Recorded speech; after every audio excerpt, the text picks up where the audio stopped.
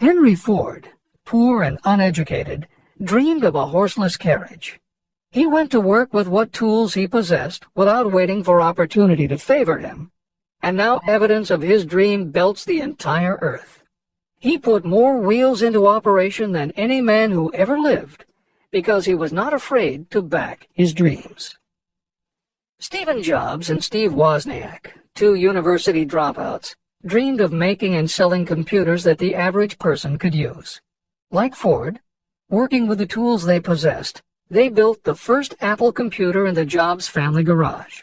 And like Ford, they weren't afraid to back their dreams.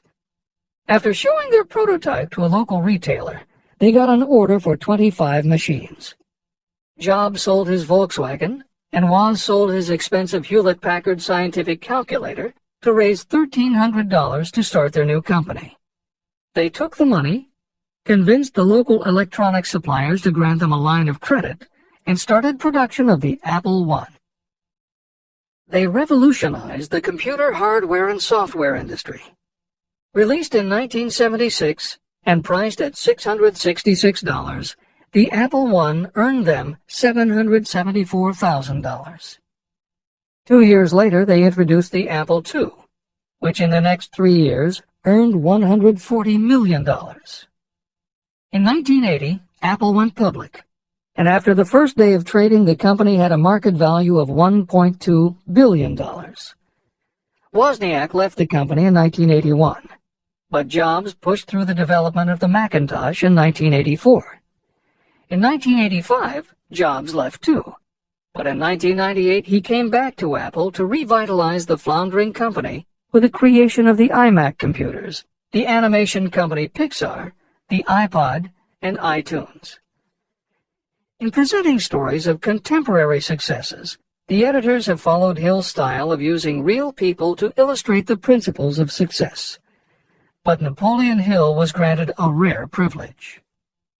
Unlike anyone before or after, he had the opportunity to personally meet the most powerful and successful people and learn firsthand the dreams that inspired them, the obstacles that confronted them, and how they found the courage within themselves to overcome their failures.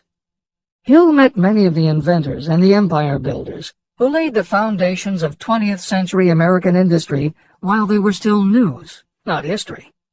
Then, for more than 25 years, he studied the habits and learned the secrets of the next generations who built on the foundations, forged new industries, devised new systems, and dreamed new dreams. It was only because Hill was given such unprecedented access over such a long period that he was able to compare, contrast, analyze, and then formulate a philosophy of achievement based on the real stories of real people who had used these techniques to create their success. Think and Grow Rich revolutionized self-help writing, and to this day is the standard against which all motivational literature is measured. Its success also helped create the market for the thousands of business biographies that tell in detail how the dreams were born, plans were made, frustrations were faced, and triumphs achieved in every sector of modern business. And because this wealth of information is now available, with little more than the click of a mouse, you can read, hear, or watch today's greatest entrepreneurs and most successful CEOs confirming in their own words the basic truth behind every one of the principles Napoleon Hill explains in this book. The products or services they sell may be different, but the story of their success is the same. Dreams, followed by failures, followed by lessons learned, then success.